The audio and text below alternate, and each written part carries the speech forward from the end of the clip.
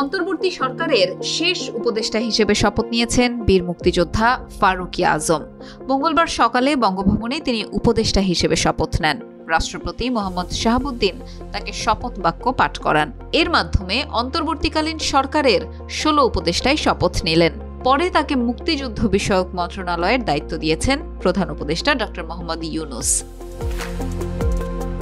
গত বৃহস্পতিবার অন্তর্বর্তী সরকারের প্রধান উপদেষ্টা সহ ১৩ উপদেষ্টা শপথ নেন। পরের দিনই তাদের দপ্তর বণ্টন করা হয়। তখন ২৭টি মন্ত্রণালয় ও বিভাগ রাখা হয় প্রধান উপদেষ্টার অধীনে। রোববার ড. বিধান রঞ্জন রায় ও সুপ্রদীপ চাকমা শপথ নেয়ার পর তাদের দপ্তর বণ্টন করেন প্রধান উপদেষ্টা।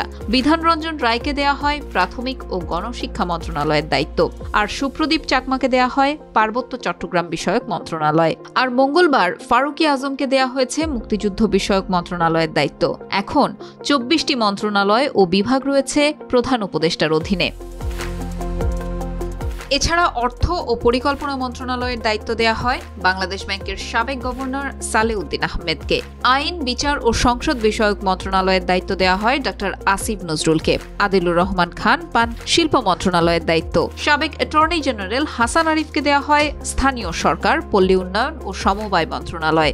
অবসরপ্রাপ্ত brigadier general M Sakhawat Hossain স্বরাষ্ট্র ও সাবেক পররাষ্ট্র সচিব তৌহিদ হোসেন পররাষ্ট্র মন্ত্রণালয়ে। এছাড়া সৈয়দ রিজওয়ানা হাসানকে পরিবেশ, বন ও জলবায়ু বিষয়ক মন্ত্রণালয়, শারমিন এস মুর্শিদকে সমাজ কল্যাণ মন্ত্রণালয়, আ.ফ.ম. খালিদ হোসেনকে ধর্ম মন্ত্রণালয়, ফরিদা আখতারকে মৎস্য ও প্রাণী সম্পদ মন্ত্রণালয়, আর নূরজাহান বেগমকে দেয়া হয় স্বাস্থ্য ও পরিবার কল্যাণ মন্ত্রণালয়। বৈষম্য বিরোধী ছাত্র আন্দোলনের সমন্বয়ক নাহিদ ইসলামকে ডাক, টেলিযোগাযোগ ও তথ্য প্রযুক্তি মন্ত্রণালয়।